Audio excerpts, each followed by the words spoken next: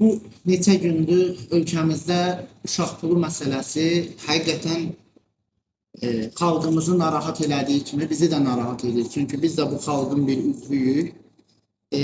Diqqət eləyin, mən məsələyə bu cür yanaşıram. Baxın, bu ikisi də nabatdır və bu ikisi eyni hədəfə xidmət edir. Mən fərz edin, bu məsələ nabat söhbəti deyil, əslində söhbət nabatdan getmir.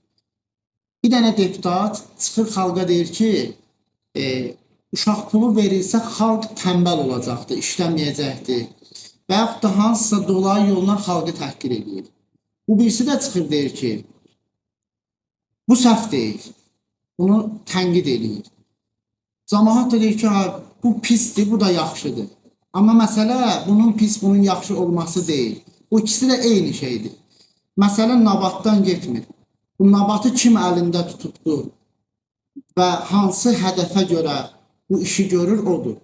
Yəni, biri yaxşıdır, biri pisdir söhbəti deyil. Bunların heç biri nə yaxşı, nə pis məsələsi deyil. Budur ki, mənəm ki, bunu əlimdə tutmuşam, bununla söydürürəm, bununla da tərifləyirəm.